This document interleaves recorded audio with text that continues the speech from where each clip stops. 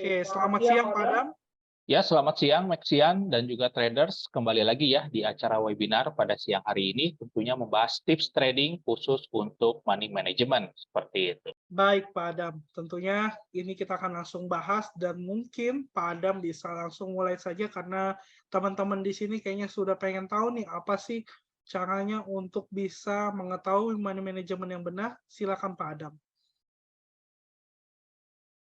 Oke, mungkin saya akan coba langsung share screen terlebih dahulu ya terhadap materi yang pada siang hari ini kita akan bahas ya mengenai money management tentunya. Tapi sebelum kita lanjut ke materinya, mungkin saya akan share terlebih dahulu ya apa-apa saja yang mungkin kita perhatikan di malam hari ini. Mengingat hari Minggu ini, hari Jumat menjelang over the weekend ini, ada potensi pasar melakukan aksi profit taking ya. Bukan berarti setiap akhir minggu, setiap Jumat itu akan ada pasti profit taking, tidak seperti itu. Tapi potensinya akan selalu ada, mengingat dolar sudah menguat di sepanjang minggu ini, dan ada potensi menyentuh level tertingginya ya di level 105.300, dan ada potensi ketika menyentuh area tersebut aksi profit taking itu bisa terjadi. Apalagi kita didukung ya dari sisi data per Jumat hari ini. Nanti malam kita akan mendapatkan informasi mengenai Michigan Consumer Sentiment yang diproyeksikan itu akan bergerak turun ya sebenarnya dari 69.5 ke 69.1, walaupun ada juga yang forecast itu meningkat. Tapi secara execution-nya atau secara forecast ini masih relatif stabil kenaikan ataupun penurunannya, dan kalau misalkan datanya as expected, maka ada potensi dolar yang tadinya sudah menguat, ada potensi per minggu hari ini ditutup dalam kondisi yang relatif turun seperti itu. Dan kita juga akan mendapatkan industrial production ya. Di sini dari sisi monthly by monthly-nya diproyeksikan akan turun signifikan dari 1% ke 0,1%. Which is ini bisa sangat menekan dolar untuk turun ke arah bearish movement seperti itu. Dan juga kita akan mendapatkan data aktivitas investor di jam 7.30, tapi ini tidak begitu perhatikan. Fokus kita akan tertuju pada jam 9 malam waktu Indonesia Barat di data Michigan Consumer Sentiment seperti ini. Oke, mungkin sudah cukup jelas ya dari sisi data yang perlu kita perhatikan per malam hari ini tentunya. Jadi volatilitas itu akan cenderung pick up di jam 9 malam. Jadi manage posisi rekan-rekan dengan cukup baik, dan saran saya close sebelum over the weekend karena ketika ada posisi floating, weekend-nya akan tidak begitu menyenangkan tentunya.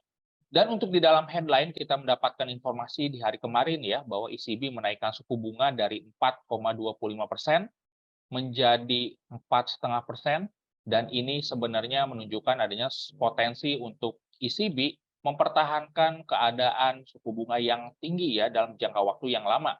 Dan ini yang menekan euro itu turun dengan cukup decisif ya per tadi malam. Kenapa? Karena walaupun ECB menaikkan suku bunga, tapi statementnya itu relatif dovish ya, bahwa mempertimbangkan untuk mempertahankan suku bunga dalam jangka waktu yang lama dan sudah berada pada puncaknya ya. Di sini kita bisa mendapatkan statement have reached level that maintain for a sufficiently long duration seperti itu. Dan ini yang membuat dolar mendapatkan traksi penguatan karena kembali lagi bahwa euro itu merupakan reserve currency kedua terbesar di dunia setelah US dollar. Jadi kalau misalkan ada sesuatu hal yang terjadi di euro itu akan mempengaruhi US dollar tentunya. Dan ini disebabkan juga oleh beberapa informasi di hari kemarin ya, retail sales dan juga PPI yang meningkat secara drastis ya. Retail sales naik menjadi kurang lebih di hari kemarin ya, itu 0,6% dari 0,5, dan PPI-nya ini meningkat cukup signifikan ya dari bulanannya. Kita fokus ke bulanan karena apa? Itu akumulasi dari nilai inflasi di 1 tahun ke depan seperti itu, dan nilainya itu naik cukup signifikan dari 0,4 ke 0,7 untuk PPI, retail sales 0,5 dan 0,6. Tentu ini disebabkan oleh kenaikan harga energi yang which is oil per hari ini sudah menyentuh level $90 per barrel. Bahkan ada potensi menurut Bank of America ya di sini bahwa oil bisa reach ataupun menembus level 100 ya sebelum 2024. Dan ini disebabkan oleh OPEC Plus yang memangkas supply dengan cukup besar 1 juta barrel per hari, ditambah lagi demand di Asia yang relatif tinggi, dan juga SPR ataupun supply di Amerika yang pada saat ini kondisinya defisit ya atau minus. Kombinasi dari supply yang meningkat ditambah lagi demand yang berkurang itu secara hukum ekonomi kalau misalkan demand meningkat, supply-nya berkurang maka itu akan meningkatkan value dari suatu aset yang bersangkutan. Dalam kasus ini adalah oil seperti itu. Oke, itu saja mungkin dan mungkin kita akan lihat terlebih dahulu ya dolar indeks per hari ini. Sebenarnya untuk dolar indeks itu tertahan di level 105,2.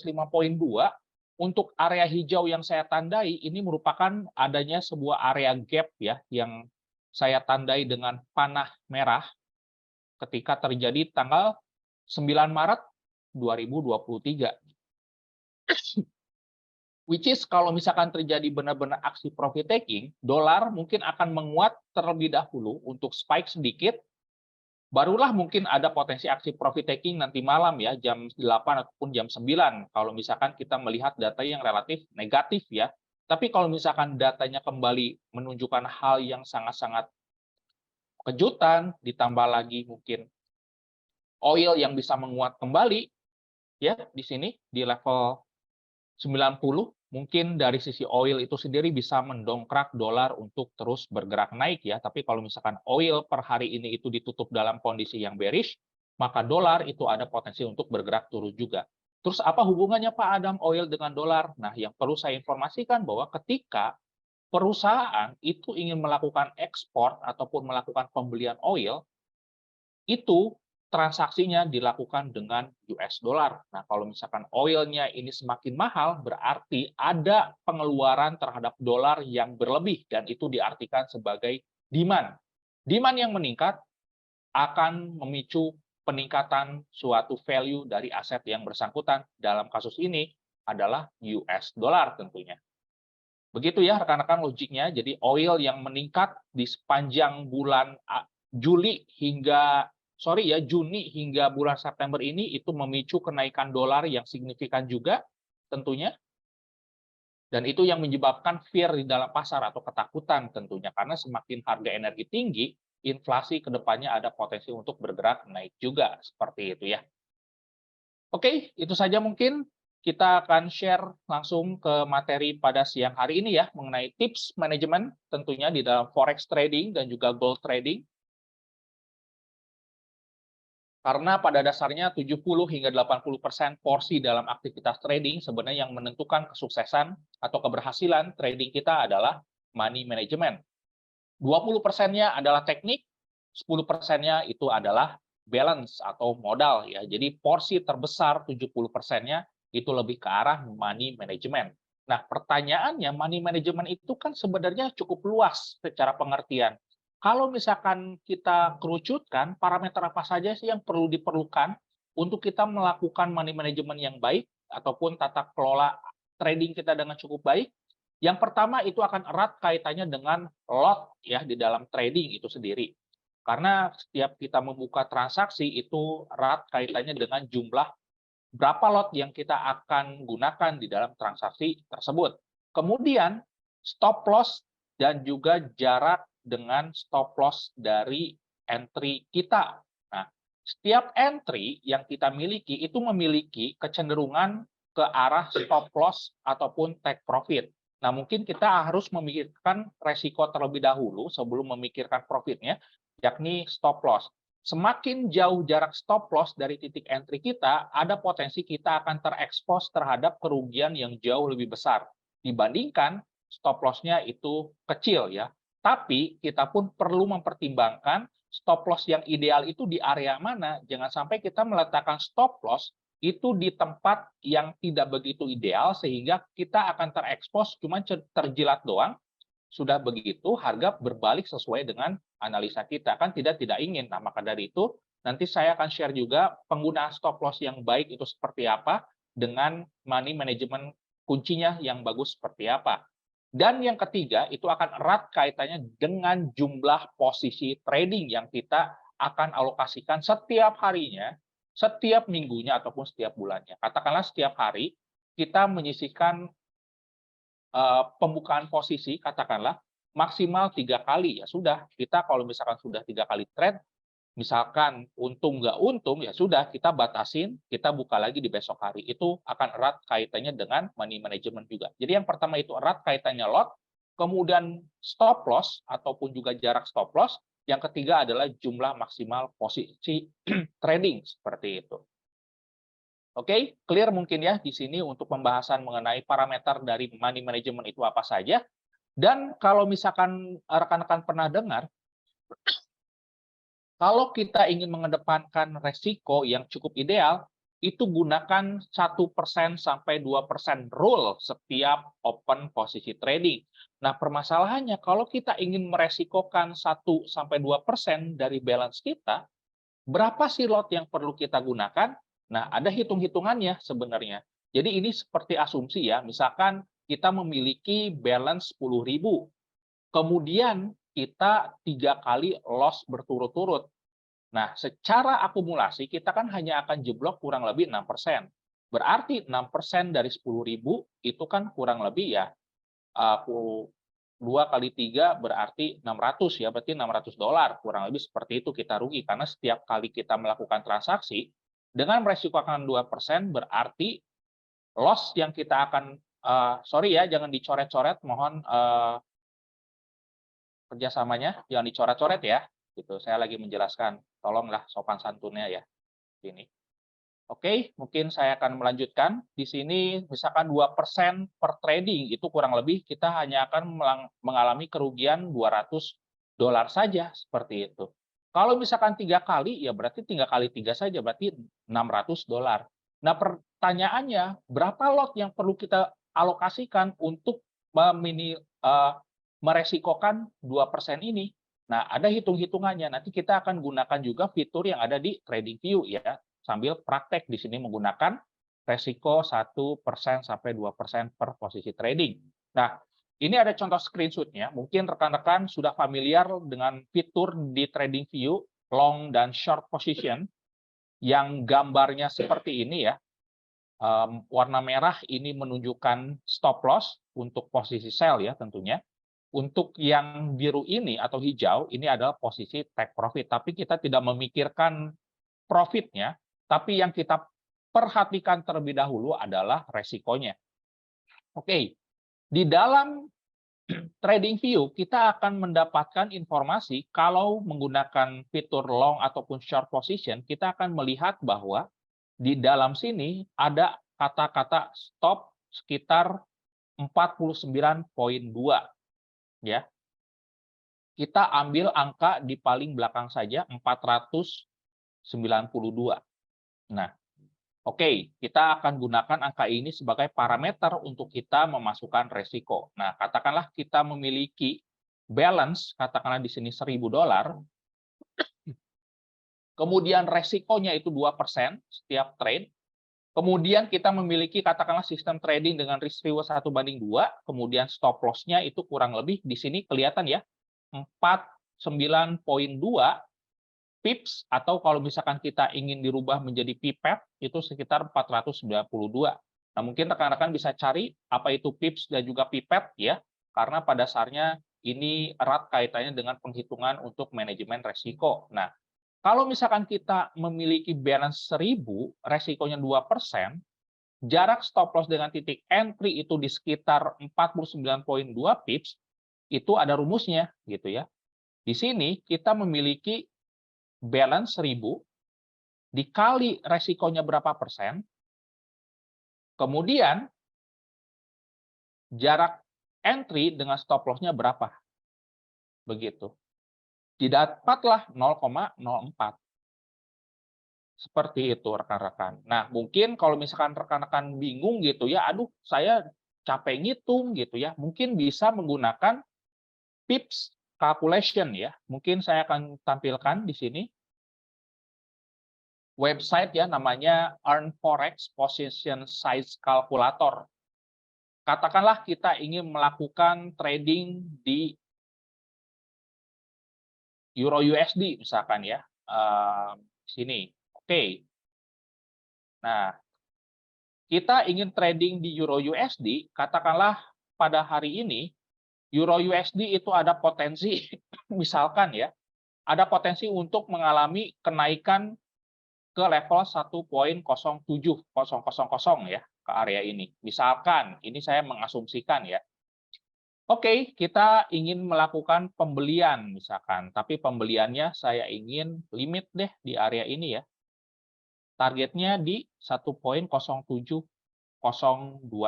seperti itu. Nah, mungkin di sini akan kelihatan ya, stop loss-nya itu kurang lebih 27.2. Oke, seperti itu. Nah, kita masukkan saja ke trading view-nya gitu. Sorry, ke position size kalkulator. Kita katakanlah punya balance 5.000 deh, nggak usah besar-besar ya. Resikonya itu 2%. Stop loss-nya tadi 27.2. Di pair Euro USD tentunya. Nah, kita pencet saja calculate atau kalkulasikan. Nah, berarti lot yang perlu kita gunakan kalau kita memiliki dana 50 juta atau 5.000, resiko per trade-nya adalah 2%, jarak stop loss-nya adalah 27.2, berarti lot yang kita harus gunakan adalah 0,36 atau kita bulatkan sajalah 0,4 seperti itu. Atau 0,3 kalau misalkan rekan-rekan ingin jauh lebih kecil resikonya. Nah, tapi kalau misalkan oke, katakanlah rekan-rekan gatal ya, pengen entry langsung deh di sini. Targetnya di sini tetap sama, berarti kan jarak stop loss-nya jauh lebih besar dong di bawah area ini ya. Nah, maka dari itu akan ada perubahan dari sisi lot-nya. Nah, kita kembalikan lagi ke website ini. Misalkan tadi jarak stop loss-nya adalah 35.5 ya. Calculate. Nah, berarti lot yang perlu kita gunakan adalah 0,28. Seperti itu. Dan kita dengan dana 5.000, lot yang kita gunakan adalah 0,28, kita hanya akan kehilangan uang $100 atau 2%-nya dari 5.000. Seperti itu.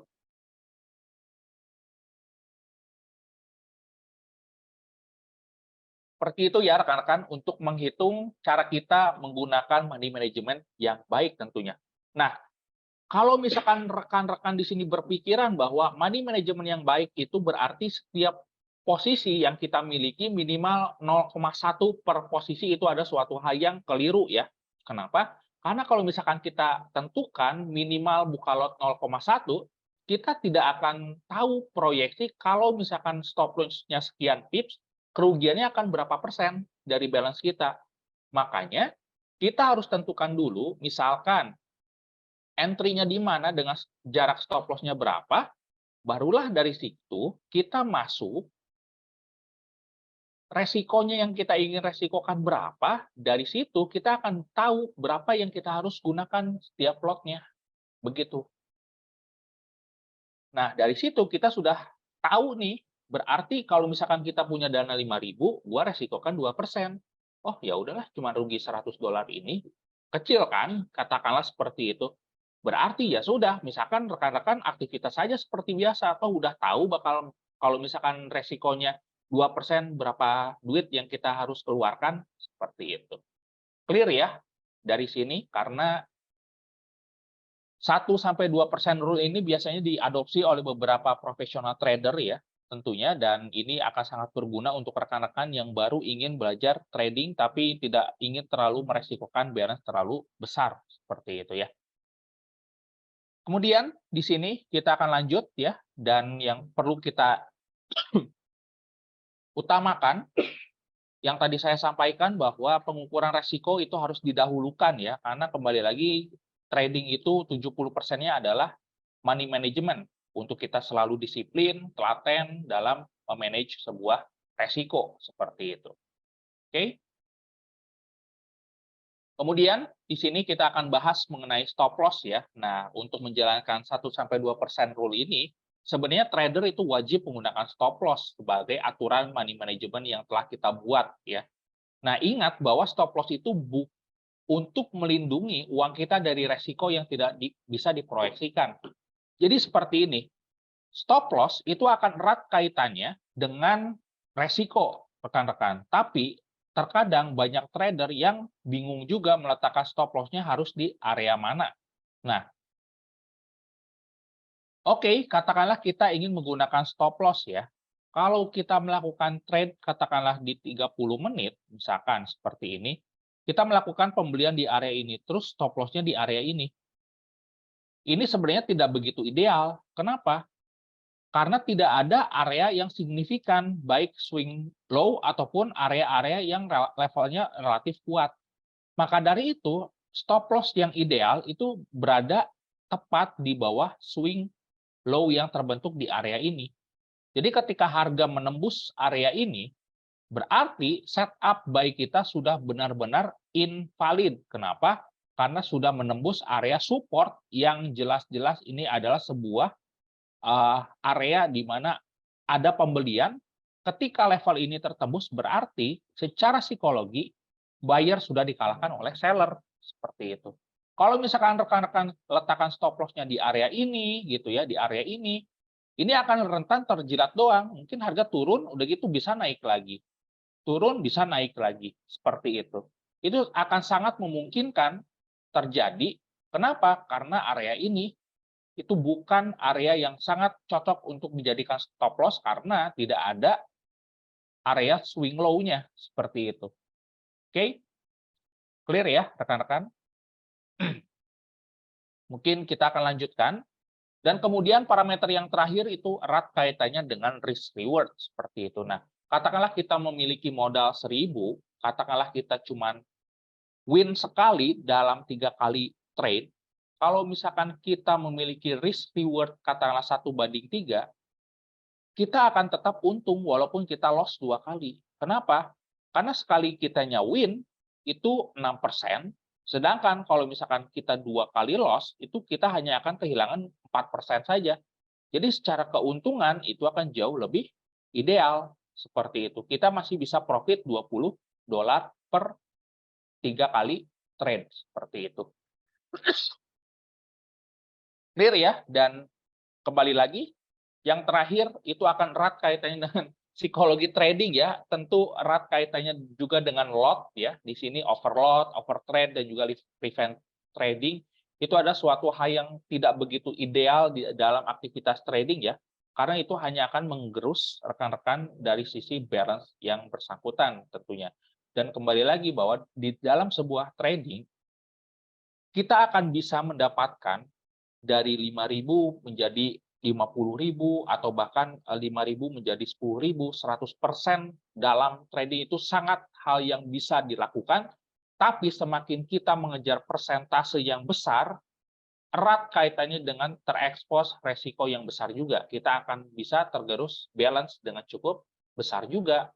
100% bisa hilang. Itu adalah suatu hal yang bisa terjadi. Kenapa?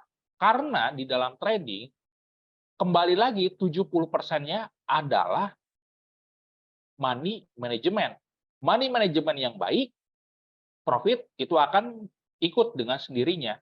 Do the best trade, money is secondary. Mungkin rekan-rekan pernah mendengar kata-kata seperti itu di dalam grup ataupun ceramah-ceramah influencer yang mengenai trading. Itu cukup benar sekali dan sangat benar. Kenapa? Karena ketika kita mengedepankan money management dengan melakukan trading yang baik, profit itu akan mengikuti seperti itu. Dibandingkan kita mengincar profitnya terlebih dahulu, tidak memikirkan resiko, ya yang ada balance kita akan semakin tergerus seperti itu. Oke, mungkin itu saja ya untuk webinar pada siang hari ini. Dan kembali lagi saya ingatkan, nanti malam ada potensi volatilitas bisa pick up karena akan ada rilis data Michigan Consumer Sentiment. Mungkin saya akan serahkan dulu ke Pak Aldo, barangkali ada yang mau bertanya atau ada yang mau request. Baik, Pak Adam. Terima kasih tentunya untuk penjelasan dari money management. Jadi kalau misalnya saya ambil kesimpulan ya, Bapak Ibu semua harus perhatikan apa itu stop loss ya, karena tentunya stop loss mempunyai peranan yang sangat penting dalam kita memulai trading. Walaupun kita tahu stop loss membuat kita rugi, lebih baik kita sudah menentukan rugi kita di berapa, daripada kita tidak menentukan rugi kita sama sekali. Karena kalau ibarat kita tidak menentukan stop loss kita di mana, kita tidak akan tahu kapan akun kita bisa diselamatkan ya. Seperti itu. Nah, kemudian saya ada satu pertanyaan untuk Pak Adam ya. Jadi kan tadi kita menggunakan website Pips Calculation ya Pak ya, di mana kita lihat kalau misalnya lot itu kan ada 0,285. Nah, untuk traders melihatnya apakah itu pembulatan ke 0,3 atau dibulatkan ke bawah aja jadi 0,2 Pak? Boleh dijelaskan? Oke, mungkin saya akan menjelaskan ya. Untuk pembulatan itu sebenarnya akan relatif tergantung dari trader yang bersangkutan. Katakanlah kita tipikal orang yang agresif, mungkin pembulatannya akan ke atas gitu ya. Berarti resikonya berarti lebih dari 2% dong. Mungkin 2,3, 2, sekian lah. Tapi kalau misalkan kita ingin jauh lebih konservatif, mungkin pembulatannya bisa ke bawah. Berarti resikonya akan jauh lebih kecil. Seperti itu, Pak Aldo. Baik, Pak Adam. Berarti itu sudah sangat menjawab ya tentunya bahwa kalau misalnya kita adalah tipe-tipe trader yang agresif, maka kita bisa melakukan pembulatan itu ke atas. Misalnya kita lihat hasilnya adalah 0,282, berarti kita bulatkan ke 0,3. Tapi kalau kita takut lihat kegedean, kita bisa ke 0,2. Nah, Pak Adam, satu lagi. Misalnya kita sudah tahu nih, 0,2 adalah lot kita, Pak. Kalau kita pecah jadi dua posisi dengan 0,1, apakah boleh atau tidak, Pak? Nah, ini pertanyaan yang bagus sekali. Kalau misalkan kita punya alokasi lot, katakanlah sekian 0,2, berarti kita memiliki opportunity untuk dipecah. Nah, itu bisa kita pecah, misalkan 0,1, kemudian ketika harga turun sedikit lagi, kita bisa tambah lagi 0,1. Itu akan jauh lebih memberikan ruang dari sisi trading kita untuk mendapatkan reward yang optimal juga ya, seperti itu. Karena sistemnya kan itu averaging ya. Kalau misalkan averaging-nya searah dengan tren, itu bisa menghasilkan optimal reward, tapi kalau misalkan kita kena stop loss, ya udah kita sudah tahu resikonya berapa persen gitu atau berapa duit gitu, Pak Aldo. Itu bisa seperti itu. Oke, baik Pak Adam. Mungkin itu aja sih pertanyaan pada siang hari ini. Apakah traders ataupun Maxian punya pertanyaan? Tentunya Maxian yang sudah join di Zoom pada siang hari ini. Jika ada pertanyaan, silakan langsung saja ditanyakan. Sambil saya mengecek juga deh dari teman-teman kita yang ada di YouTube. Sebentar saya akan cek terlebih dahulu. Apakah ada pertanyaan? Kita lihat dulu ya. Oke, tentunya teman-teman kita dari YouTube belum ada pertanyaan juga ya. Oh, ada nih. Ada yang bertanya, bagaimana untuk AUD USD, Pak? Dan untuk Hang Seng seperti apa nih outlook-nya? Gitu. Silakan bisa dijawab, Pak. Oke, Aussie USD dan juga Hang Seng. Oke, kita akan lihat terlebih dahulu ya, karena AUD USD per 2 hari ini sebenarnya relatif menguat ya, dan bisa dikatakan best performer currency ya setelah Canadian dollar. Hal ini didorong oleh data ya di hari Rabu kemarin yang menunjukkan adanya improvement ya di hari Kamis, sorry. Dari teritori negatif, employment-nya itu naik langsung ke 64.000 ya tentunya, dan full time employment pun sama dari teritori negatif langsung naik ke positif. Part time employment pun naik signifikan dari 17.000 ke 62.000, dan untuk penganggurannya ini tetap. Nah, ketika rilis data ini itu menunjukkan adanya potensi penguatan dari sisi Aussie ya, apalagi didukung oleh informasi data China per hari ini. Retail sales-nya itu meningkat cukup drastis dari 2,5% naik ke 4,6%. Hal tersebut yang mendongkrak Aussie itu menguat sepanjang 2 hari ini ya, Kamis dan juga Jumat. Ditambah lagi Hang Seng pun ikut menguat ya, karena kembali lagi bahwa data ekonomi China yang tadi rilis per pagi hari tadi itu membuat openingnya cukup decisif ya. Sempat menguat kurang lebih 1%, tapi pada siang hari ini masih relatif ditutup menguat hanya 0,6%. Mungkin saya akan bahas outlook Hang Seng terlebih dahulu ya. Secara teknikal, Hang Seng ini sudah bergerak uptrend ya. Karena apa? High yang sebelumnya di area ini itu sudah ditembus dan pada saat ini harga sedang akan menguji area hijau yang bertindak sebagai support. Jadi kita bisa gunakan area ini sebagai opportunity melakukan pembelian. Stop loss-nya di mana Pak Adam? Nah, yang sudah tadi saya katakan, stop loss-nya itu biasanya di bawah dari swing low atau support terdekat. Support terdekatnya ada di area ini ya. Ini swing low-nya, bisa dibilang, dan areanya itu di sekitar 18.000 ya, seperti itu. Untuk target profitnya kembali lagi di resisten terdekat mungkin bisa mengincar area 18.400 di area ini ya. Dan secara outlook ini didukung teknikalnya cukup menarik ya, sudah bergerak transisi naik dan juga didukung oleh ekonomi China yang improve. Ini bisa mempertegas bahwa dan juga memberikan keyakinan Hang Seng mungkin bisa menaik ke sekitar 18.460-an. Kemudian untuk Aussie USD pun sama ya. Ini sudah bergerak uptrend tapi waspada ya. Walaupun sudah bergerak uptrend pada saat ini bertepatan di area resisten, tapi bisa dijadikan area ini sebagai area acuan untuk kita melakukan kembali pembelian seperti itu.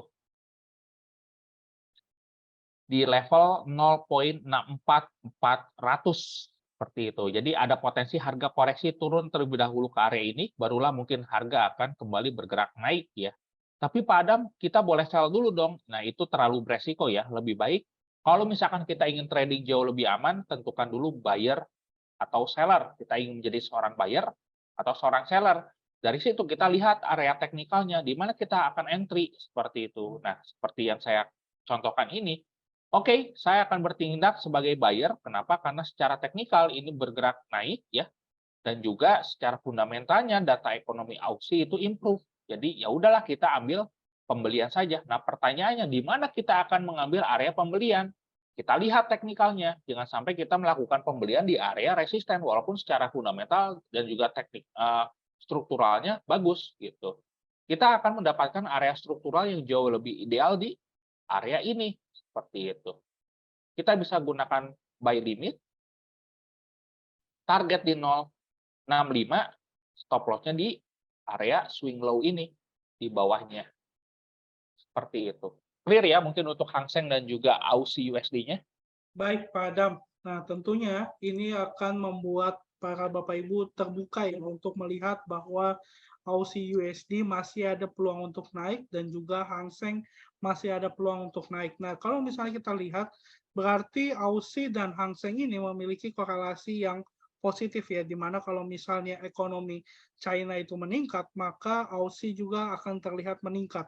Begitu juga kalau ketika ekonomi China melemah, Aussie juga melemah. Oke, untuk sampai saat ini belum ada pertanyaan lagi. Saya rasa sudah cukup ya Pak Adam. Pak Adam sudah banyak sekali menjelaskan tentang money management, resiko, dan outlook seputar fundamental dan teknikal. Terima kasih Pak Adam untuk waktunya di hari Jumat ini yang sudah bersama-sama kami tentunya menjelaskan edukasi yang diberikan gratis untuk teman-teman Maxian dan tentunya traders yang sudah join di Maxco. Jangan lupa untuk like dan subscribe channel ini, bagikan ke semua teman-temannya agar bisa nonton edukasi gratis yang kami berikan. Oke, sampai bertemu di Jumat minggu depan selanjutnya. Bye-bye semuanya.